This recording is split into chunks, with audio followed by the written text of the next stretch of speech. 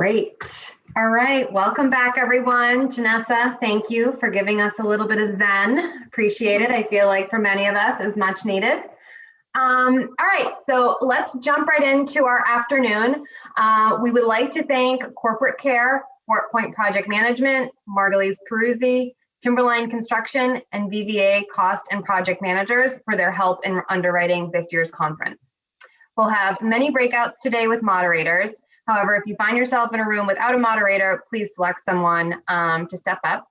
And we welcome our FMs in a post-talk discussion at our FM overtime.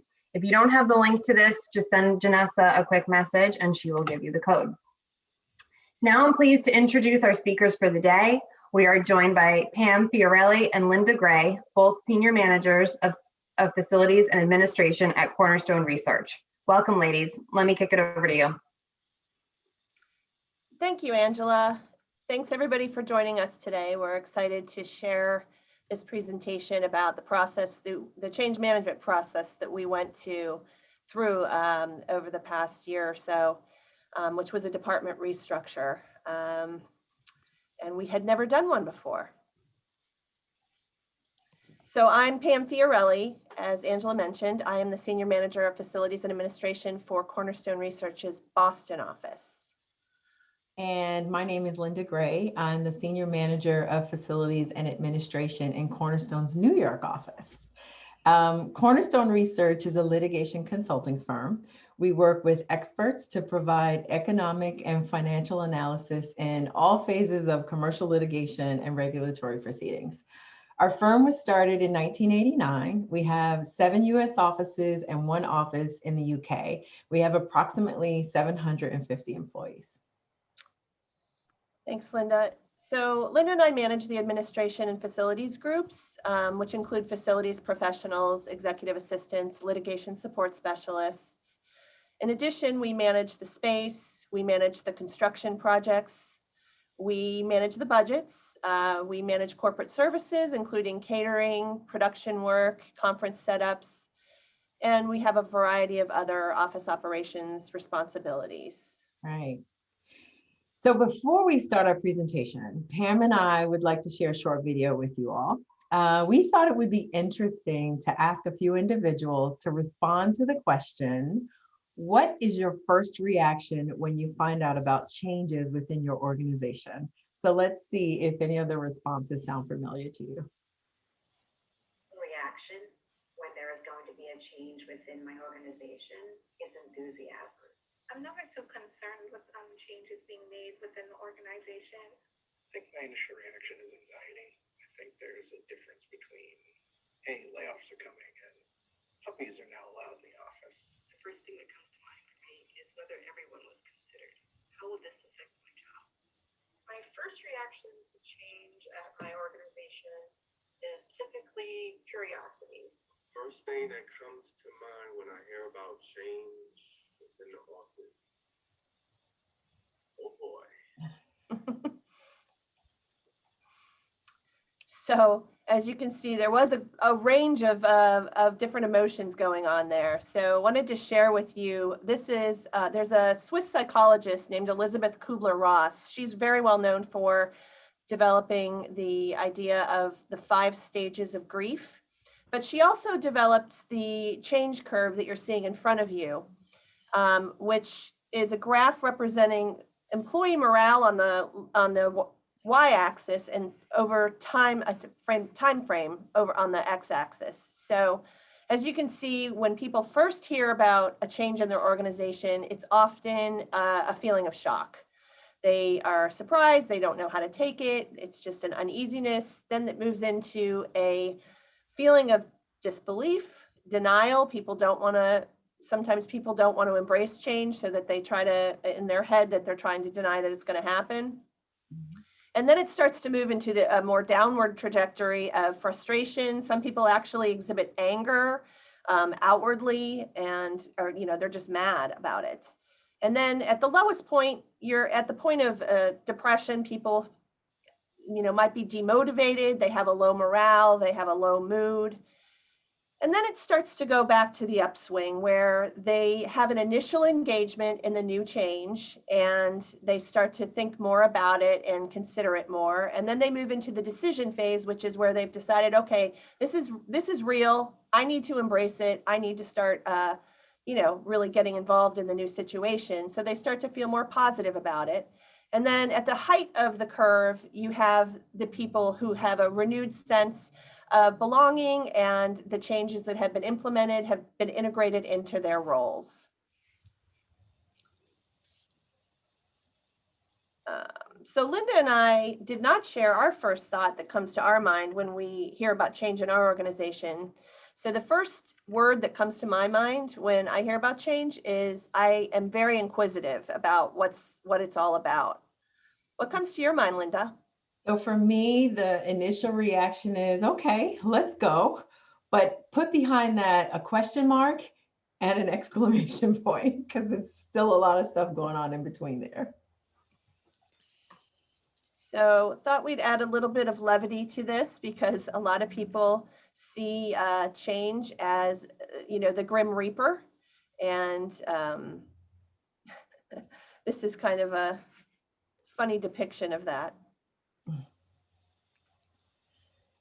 So first, let's address why was there a need for change? Nope, the challenge. Oh, sorry. Oh, sorry. That's okay.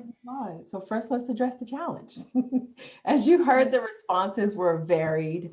There was enthusiasm, there was curiosity, there was some anxiety, and then towards the end, there was a little bit of worry from the last gentleman.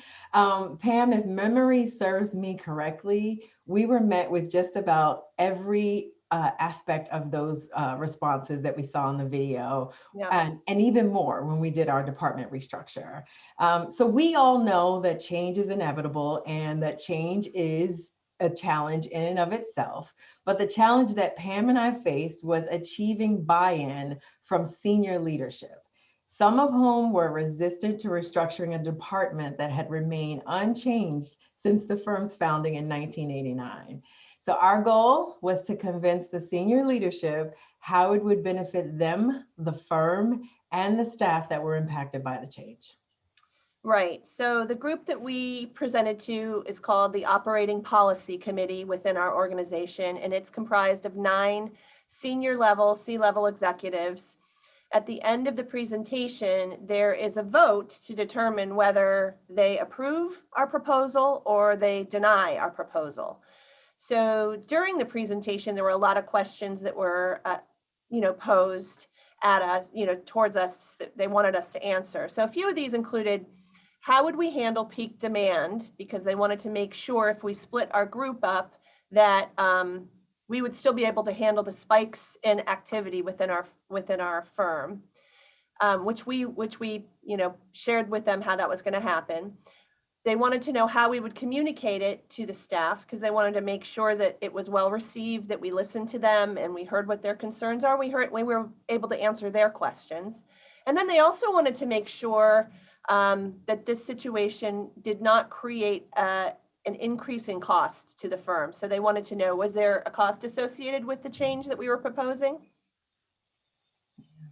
And so maybe a handful of the senior leaders, they felt good about the plan and they did support us, but there were more who needed convincing, and it was important for them to see this vision. So a main concern that they shared was how it would affect them personally. Would the person supporting them change? How would the work assignments change? How would we reassure the senior leaders that their needs would be met for both casework and administrative support? And will they have a dedicated person to talk to, or would we really expect them to communicate to an entire group when they need assistance? So now let's address the change, why there was a need for a change. There was a need to address the changing industry and internal market for support services. Over a 10-year period, the type of work that was being done by the administrative team had changed significantly. So taking a look at the chart in front of you, the slide reflects a downward trend of the billable hours over a 10-year period through 2017 at our firm. That was one of the primary indicators for us that the type of work the group was doing had changed and we needed to do something about it. Pam, what were some of the reasons for the shift? Right, so there were a number of reasons for the change in the type of work that the team was doing. Due to a significant increase in digitization, which I'm sure a lot of facilities managers have encountered, there was less time required for the team to put together hard copy materials for our experts who had transitioned to using e-binders when they were in court. So this production work in the copy center had previously been billed back to the client, and now they were still being charged for the e-binders, but what didn't take anywhere near the amount of time that it had previously taken. So that's one reason for the downward trend in the number of billable hours. Another reason for the change was because clients were increasingly writing off the time that the administrative group had been spending on casework support. So this was something that we needed to address with our proposal. And then a third reason the team was handling more non-billable work was because they were doing it more executive assistant type responsibilities. However, we still needed to provide a group within our department that could provide casework support and leverage our consultants' time. Thanks, Pam. And so for those reasons, it was determined that the best approach for us was to restructure the department. Now, as Pam mentioned earlier, for she and I, this was our very first department restructure, and we did not receive a lot of guidance. So now we're going to go into our first poll question, which hopefully Janessa will put up, which is, have you ever been part of or responsible for a department restructure in your career?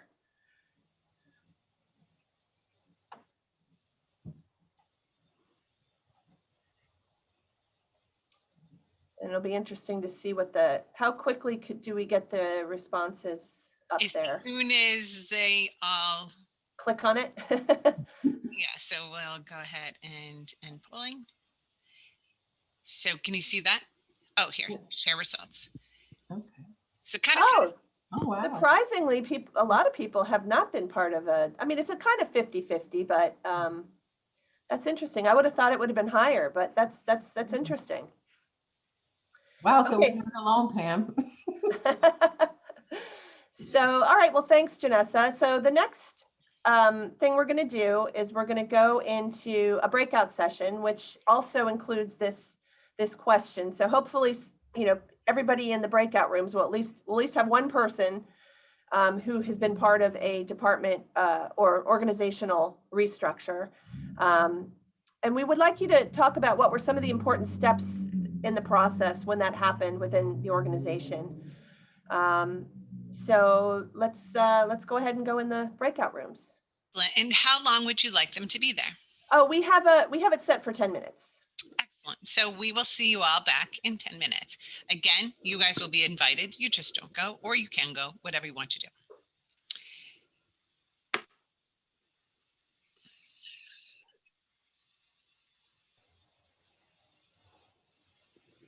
Let me pause recording. Go ahead. Okay. All right, let's get started. So hopefully you all had a very fruitful conversation around our first breakout question. We're going to, is the slide up? Yep. We're going to talk to you a little bit about the steps that we took in order to pull together this restructure. So the first thing that we needed to do was to collaborate with our human resources department. And when we did that, we did a research on the market data on the titles and the job descriptions. We wanted to make sure that the skills and the work performed aligned with the industry titles. The title litigation support specialist is the title that we chose, and we found that it aligned with the law firm title for the same type of work, which would then allow us to bill the time without it being written off by our clients. This was one of the benefits that we shared with the leadership team, and we also shared it with a few others. We'll share a few other benefits a little bit later. Another benefit for changing that title was recruiting purposes for us, because prior to this new structure, Recruiting for the project administrator role, which was the previous title, was very challenging because we found that the title was used in the technology industry. So as we're looking for someone to come and help us with administrative tasks, we were receiving candidates with the wrong skills and the wrong background. So that was a little bit of a nightmare for us. We should also mention it was important, as I think Pam mentioned earlier, to the firm leadership that we preserve cost neutrality with these new titles. Now, this was part of the research that we did when HR conducted the benchmarking for both the skills and the compensation.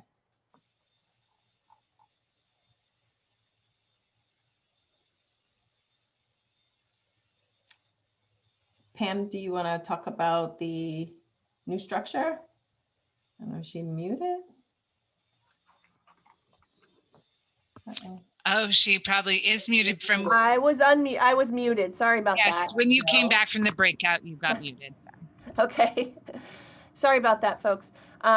So the next step in the process was to determine what the new structure would look like. So part of that included not only our research with the HR department, but we also talked with some internal department heads, including the head of our external litigation support group and some of the IT managers to talk about reporting, work delegation, because we were moving into a different type of team environment where one of the teams was going to be doing cross-office support, which had never been done before, and the other team would stay doing local support.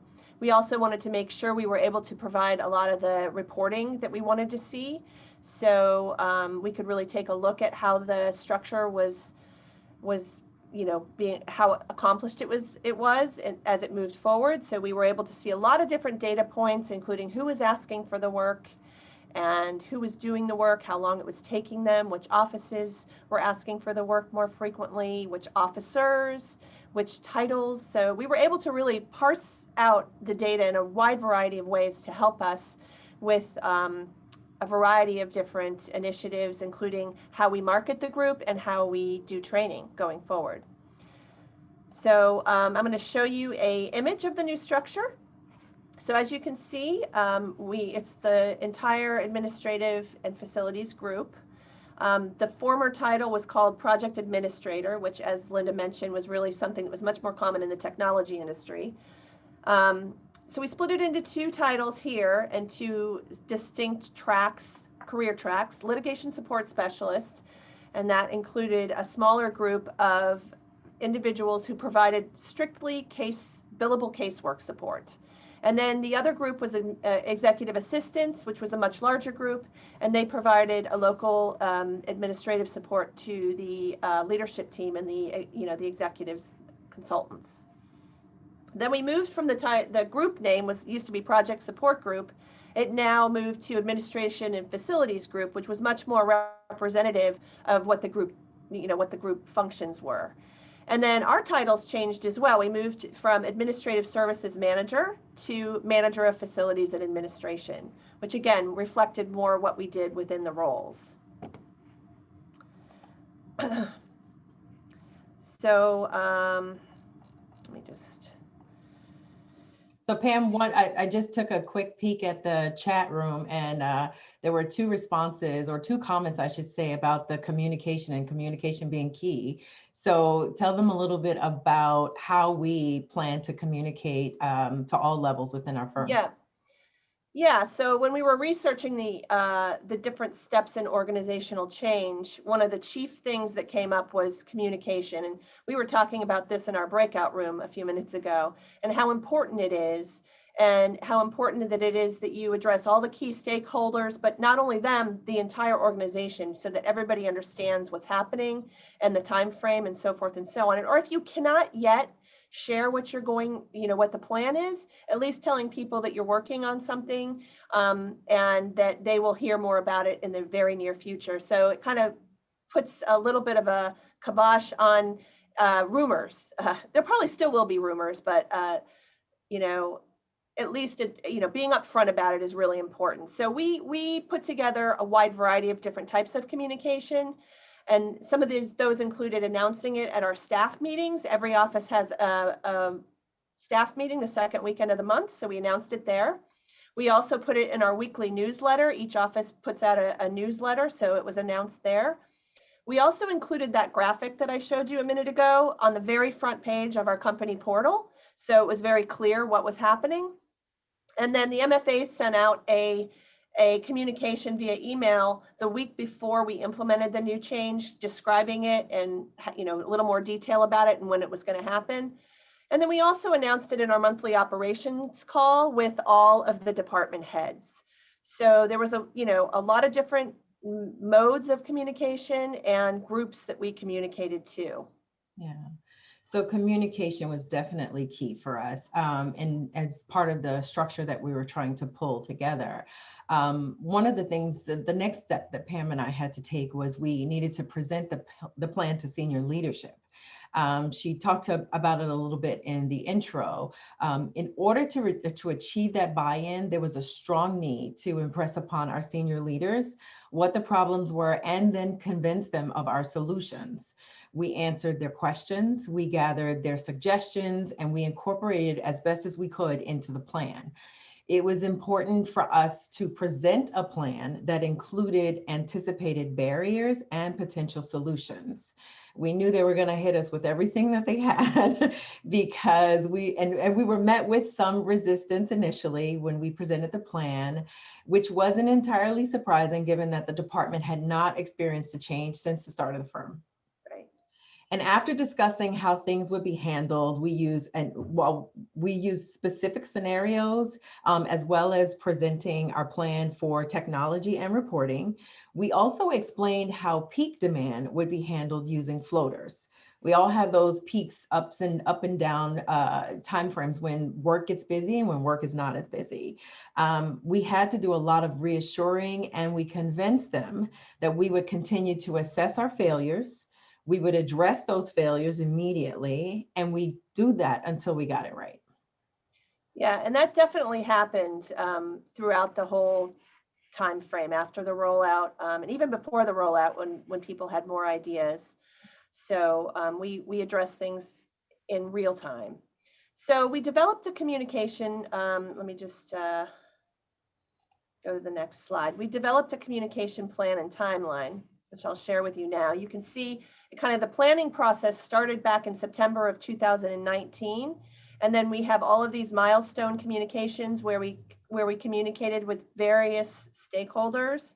And it went all the way through June of 2020. So there was a long period of time that we were planning for the new structure and then communicating the new structure and the timeline and then tweaking it and making sure that any concerns that came up after the rollout were addressed and fixed. Yeah, and so for us, it was also important to share that plan with the employees that were impacted. Now, this included officers who serve as office heads in each of our offices. Pam and I traveled to each of our US offices, and we presented to both groups separately. As we did with the senior leadership team, the senior leadership group, we answered questions, we heard their suggestions, and we considered them before implementing our plan. Pam and I felt it was very important to hold these in-person meetings to ensure that all the stakeholders were part of the change management process, right, that their opinions and their questions were heard. We felt it was crucial to listen, so we encouraged everyone that attended the sessions to share their feelings and concerns. Some of them shared them in a group setting, and some of them reached out to us individually after the meetings had occurred. So going back to the video that we previewed earlier, that I apologize if you all didn't hear it, but some of those responses were really spot on. There was a wide range of emotions that stemmed from fear, excitement, uncertainty. We also heard your usual, why are we changing?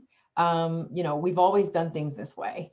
Mm-hmm. So one additional level of importance for this group that I want to mention was to outline the benefits for them during our discussion. We found that the benefits excited those who were looking for a more defined career focus.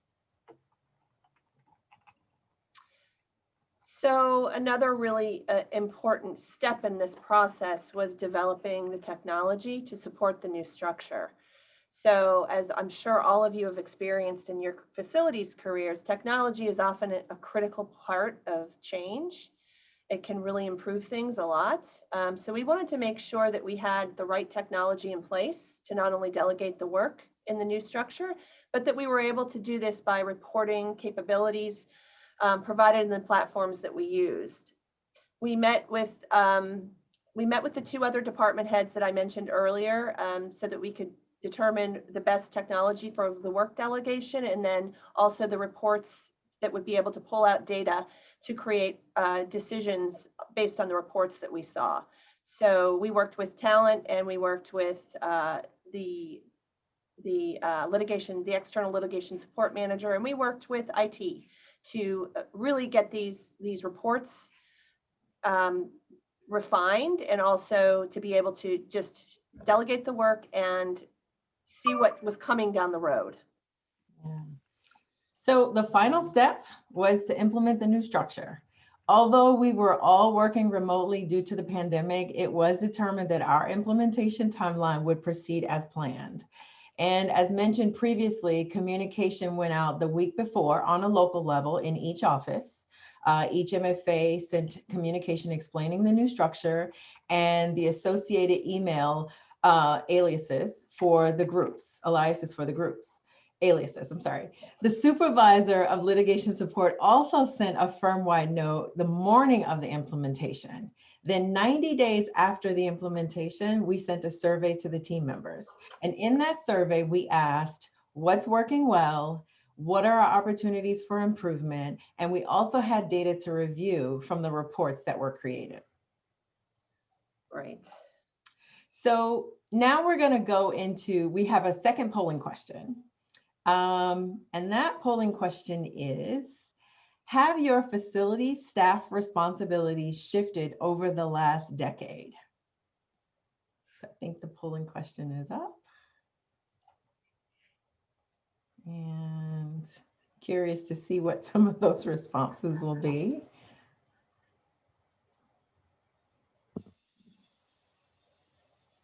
I feel like this one isn't going to be so 50-50. Right. I bet it'd be like almost a, yeah. Oh, look at that. Wow. So, you know, as expected, 76% and 24% no. Yeah, same here. We've definitely noticed a difference in some of our facility needs and the things that we have our staff members taking on. So now we're going to go into our next breakout session. And the question during the breakout session is reflective of the polling question.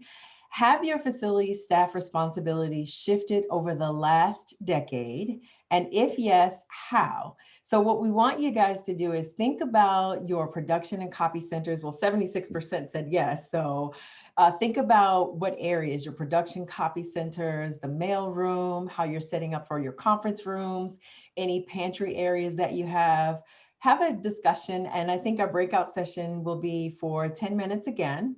And then we'll come back and we'll share a little bit more with you. Excellent. 10 minutes, yeah. Oh. I'm going to start recording. Okay. All right, so now we're going to talk about the impact of the change on on various stakeholders and the firm as a whole. So we'll go through the benefits to various key stakeholders, and we'll talk about the achievements that we realized since the implementation. Mm-hmm. So the first group, which is the leadership team, we had a wide variety of benefits. One of the things that was a significant change for our group was we were able to provide support 24 hours a day.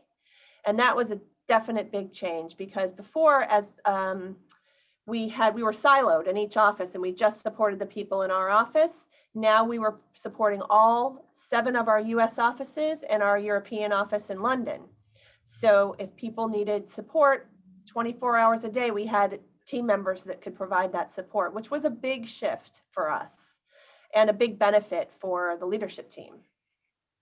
We also were able to provide a higher level of support because When you specialize, you are able to elevate the quality of your work because you're much more focused on specific things and you're not constantly getting interrupted to deal with all these other requests. So the casework staff was able to focus on the casework, which were the litigation support specialists, and the executive assistants were able to focus on the executive support. So that really elevated the quality and the efficiency.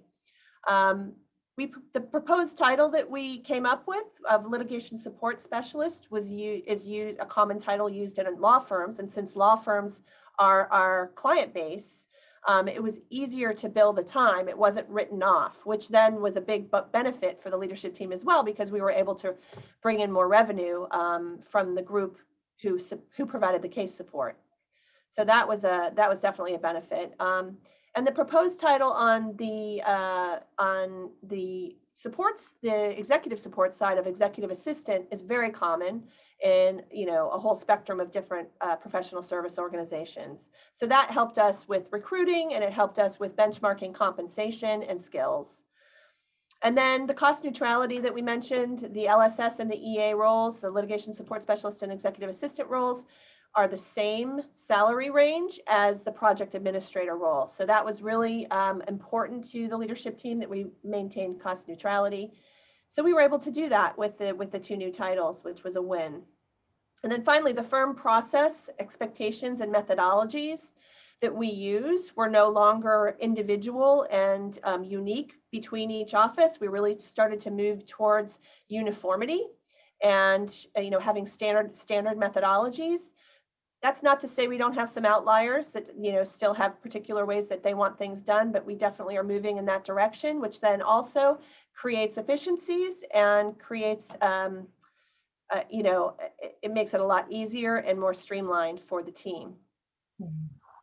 So you'll notice that some of the benefits that I'm going to outline to the firm were also benefits for the team members. Some of the benefits that Pam mentioned for the firm were also benefits for the team members. So one would be, as I mentioned earlier, more career focus on specific tracks.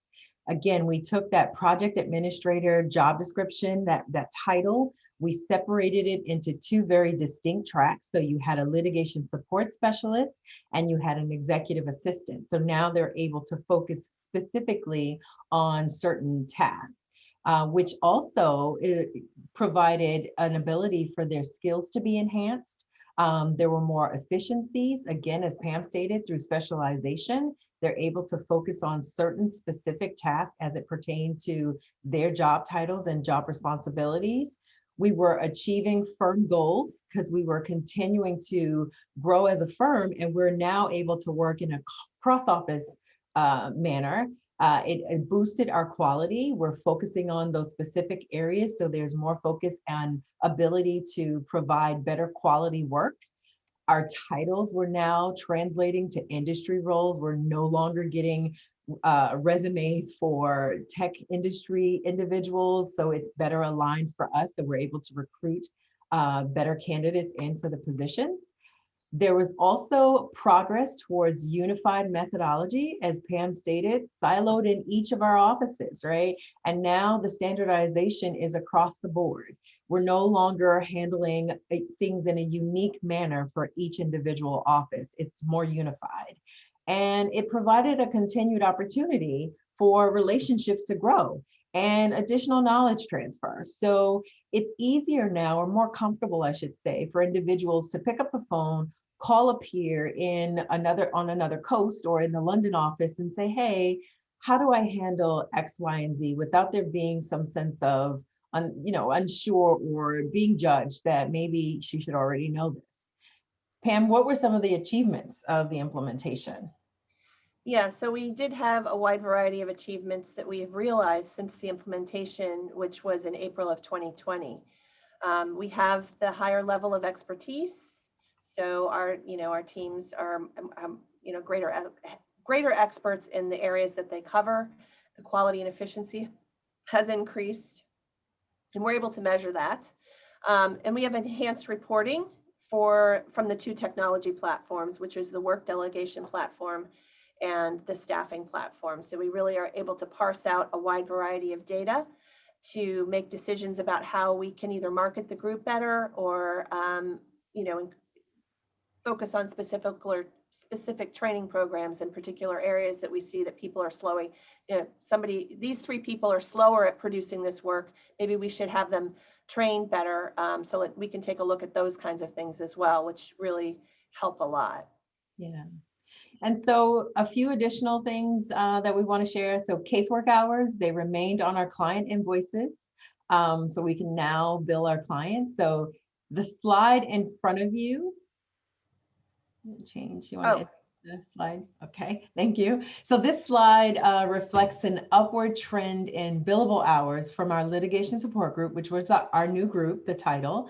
We started at 12% in January of last year, and as you can see, it moved up to 54% as of January this year. Now, this was a good indication that our primary goal for the group had been achieved.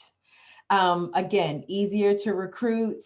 We increased our service offerings for our consulting staff, our administrative staff. They're now doing some additional tasks such as fact checking, which helps to leverage the consultant's time to do some additional work. And we were able to formalize our work product as far as training, and we were able to document things more and use them across the board within our firm. So thank you for your attention there and providing your insights in our breakout groups. We really had fun putting this together and sharing it with you. So we'll move on to a Q&A if anybody would like to ask any questions now. We can answer any questions that you have. Oh, we're right at the top of the hour. Yeah. And we're going to have the continuation in FM overtime if the FMs want to come and join us there. Well, thanks, everyone. Perfect. Thank you, Pam. Thank you, Linda. This was great content and generated a lot of good discussion in the breakouts. Excellent, excellent job. So thank you to everyone who attended this afternoon. Please remember to visit the community throughout the day to cheer on fellow conference goers, answer questions, get replays of anything you may have missed, ask questions, etc.